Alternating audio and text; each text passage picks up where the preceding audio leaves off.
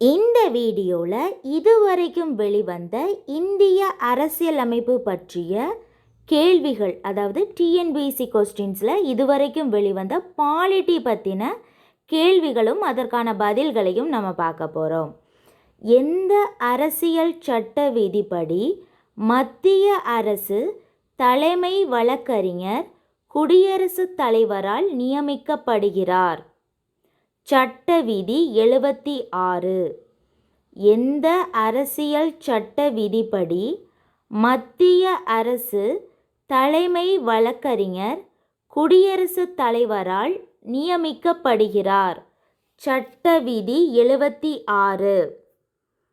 பல்வந்த்ராய் மேத்தா குழு அமைக்கப்பட்ட ஆண்டு 1956. பல்வந்த்ராய் மேத்தா குழு அமைக்கப்பட்ட ஆண்டு 1956. நிதி புனராய்வின் முக்கியத்துவத்தினை நடைமுறைப்படுத்திய நாடு? அமெரிக்கா. நிதி புனராய்வின் முக்கியத்துவத்தினை நடைமுறைப்படுத்திய நாடு அமெரிக்கா. இந்தியாவின் 14வது குடியரசுத் தலைவராக தேர்ந்தெடுக்கப்பட்டவர் யார்? ராம்நாத் கோவிந்த். இந்தியாவின் 14வது குடியரசுத் தலைவராக தேர்ந்தெடுக்கப்பட்டவர் யார்? ராம்நாத் கோவிந்த். இனி மேட்ச் த ஃபாலோயிங். கீழ்கண்டவற்றை பொருத்தி சரியான விடையை தேர்வு செய்க. விதி 370 ஜம்மு மற்றும் காஷ்மீர். விதி 153 ஆளுநர். விதி 163 முதலமைச்சர். விதி 170 சட்டப்பேரவை. விதி 370 ஜம்மு மற்றும் காஷ்மீர். விதி 153 ஆளுநர். விதி 163 முதலமைச்சர். விதி 170 சட்டப்பேரவை. உச்ச நீதிமன்ற நீதிபதியாவதற்கான தகுதிகள் பற்றிய பின்வரும் கூற்றுகளுள் சரியானது எது? அவன் அவள் இந்திய நாட்டின் குடிமக்களாக இருத்தல் வேண்டும். உச்ச நீதிமன்ற நீதிபதியாவதற்கான தகுதிகள் பற்றிய பின்வரும் கூற்றுகளுள் சரியானது எது?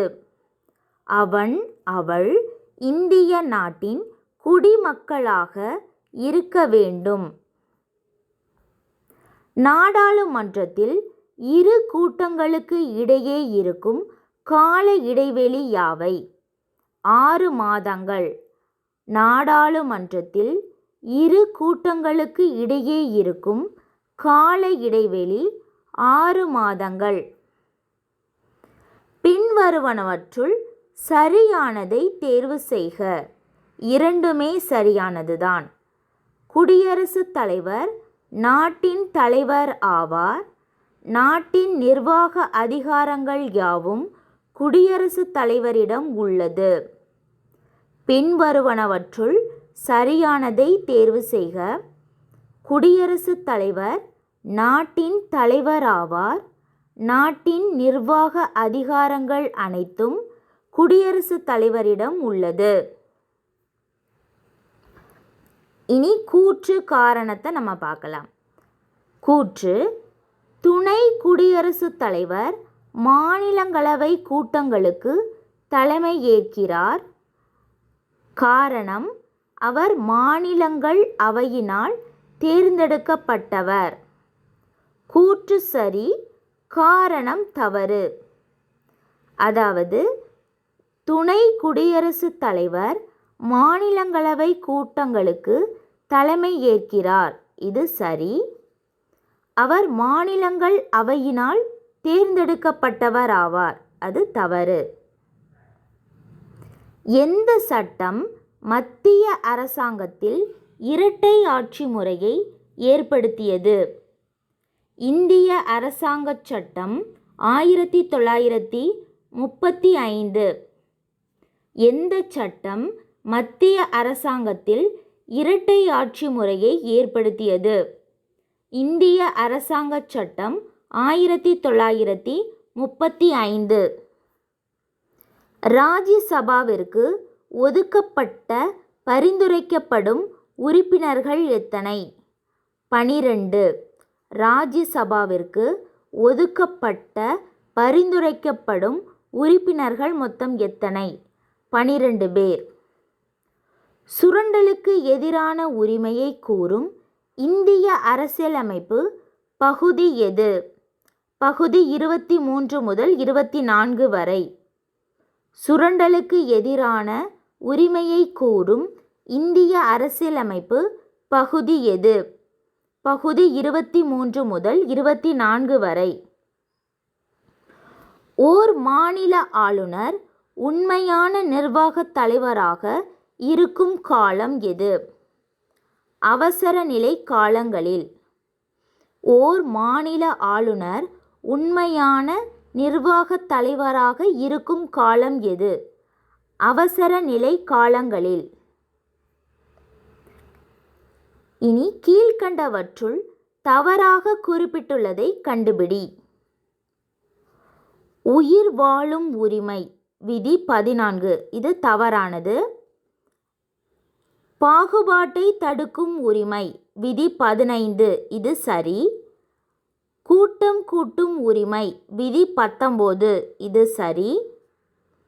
அரசியலமைப்பு மூலம் பரிகாரம் தேடும் உரிமை விதி 32. அதுவும் சரி. தவறானது உயிர் வாழும் உரிமை விதி 14. இனி பொறுத்துகவை நம்ம பார்க்கலாம். இந்திய அரசியலமைப்பு சட்டத்தின் விதிகளை அதை நிறுவனங்களுடன் பொருத்துக.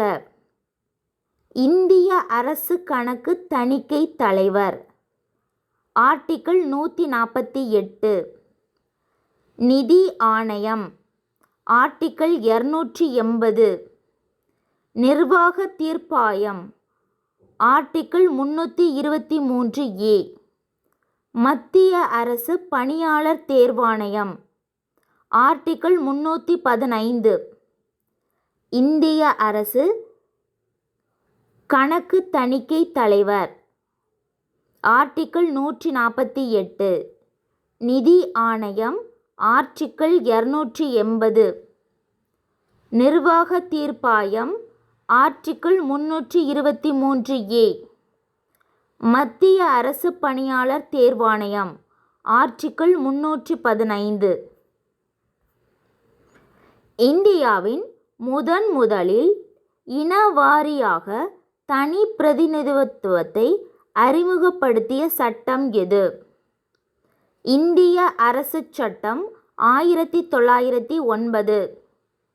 இந்தியாவில் முதலில் இனவாரியாக தனி பிரதிநிதித்துவத்தை அறிமுகப்படுத்திய சட்டம் எது? இந்திய அரசுச் சட்டம் 1909. இந்திய ஜனாதிபதியை தேர்ந்தெடுக்கும் அமைப்பு எது? தேர்வர் குழு. இந்திய ஜனாதிபதியை தேர்ந்தெடுக்கும் அமைப்பு எது? தேர்வர் குழு. கீழ்க்கண்டவற்றுள் சட்டத்தின் ஆட்சி பற்றிய தவறான கூற்று எது? அதிகாரிகளுக்கு சிறப்பு தகுதி. கீழ்க்கண்டவற்றுள் சட்டத்தின் ஆட்சி பற்றிய தவறான கூற்று எது? அதிகாரிகளுக்கு சிறப்பு தகுதி. இதில் சரியானது எதெல்லாம்னா, சட்டத்தின் முன்பு அனைவரும் சமம், சட்டம் எழுச்சி, சட்டம் மேன்மையானது. தவறானது அதிகாரிகளுக்கு சிறப்பு தகுதி. கீழ்க்கண்டவற்றுள் பாராளுமன்ற முறையில் இல்லாதது எது? ஒற்றை தலைமை. கீழ்க்கண்டவற்றுள் பாராளுமன்ற முறையில் இல்லாதது எது? ஒற்றை தலைமை. இதில் பாராளுமன்ற முறையில் இருப்பது எதெல்லாம்னா, பெரும்பான்மை கொண்ட கட்சியின் ஆட்சி, பிரதமரின் தலைமை, கீழவையை கலைக்கும் அதிகாரம். பெரும்பான்மை கொண்ட கட்சியின் ஆட்சி, பிரதமரின் தலைமை, கீழவையை கலைக்கும் அதிகாரம். தவறானது. ஒற்றை தலைமை. 1969 டாக்டர் பி.வி. ராஜமன்னார் குழு ஏற்படுத்தப்பட்டது. மத்திய மாநில உறவுகளை ஆய்வதற்காக. 1969 ஆண்டு டாக்டர் பி.வி. ராஜமன்னார் குழு ஏற்படுத்தப்பட்ட நோக்கம் மத்திய மாநில உறவுகளை ஆய்வதற்காக. பிரிட்டன் பாராளுமன்றத்தில் இந்திய சுதந்திர சட்டம் எப்போது இயற்றப்பட்டது?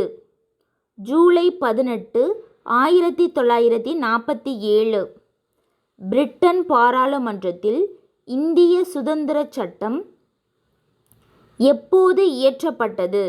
ஜூலை 18, 1947. இதோட பார்ட் 2 வீடியோவை நம்ம அடுத்த வீடியோவில் பார்க்கலாம்.